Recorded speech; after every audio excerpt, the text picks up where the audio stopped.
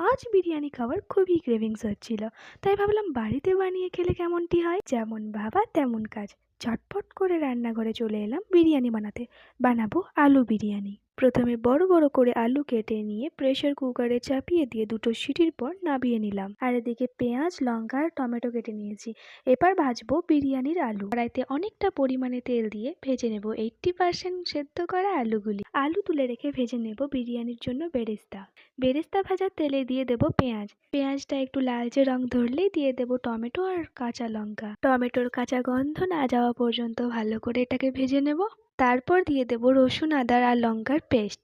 এরপর মশলার মধ্যে পরিমাণ মতো নুন এবং হলুদ দিয়ে ভালোভাবে কষাতে হবে। মশলা কষানো হয়ে গেলে দিয়ে দেব ভেজে রাখা আলুগুলি।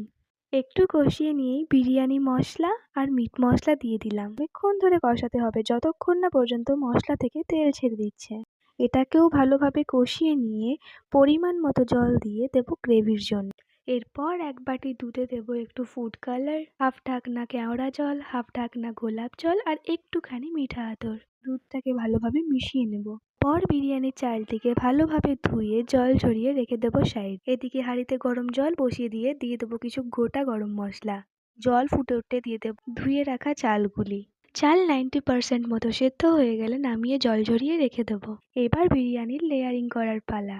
তাই যে পাত্রে বিরিয়ানি করব সে পাত্রে 1 চামচ ঘি দিয়ে সেটা ভালোভাবে হাতের সাহায্যে ছড়িয়ে নেব। হাঁড়িতে প্রথমে একটু ভাত দিয়ে নেব। তারপর আলুগুলিকে সাজিয়ে তার ওপর দিয়ে বিরিয়ানির মশলা আর বেরেস্তা দিয়ে তার ওপর দিয়ে আবার সাদা ভাত দিয়ে দুধের ওই ঘোলটা দিয়ে লেয়ারিং করে নেব। পুরো লেয়ারিংটা করার পর ওপর দিয়ে 2 চামচ মতো ঘি দিয়ে দেব। এরপর বিরিয়ানির দম দেওয়ার পালা। হাঁড়িটিকে ভালোভাবে ঢাকা চাপা দিয়ে গ্যাসের লো টু মিডিয়াম ফ্লেমে 10 মিনিটের জন্য দম দিয়ে নিলাম। দম দেওয়ার পর থালায় পরিবেশন করলাম আলু বিরিয়ানি, সাথে চিকেন কষা। চিকেন কষাটা বৌদি বানিয়েছিল। কেমন লাগলো আজকের ভিডিওটি জানিও কিন্তু। বাই।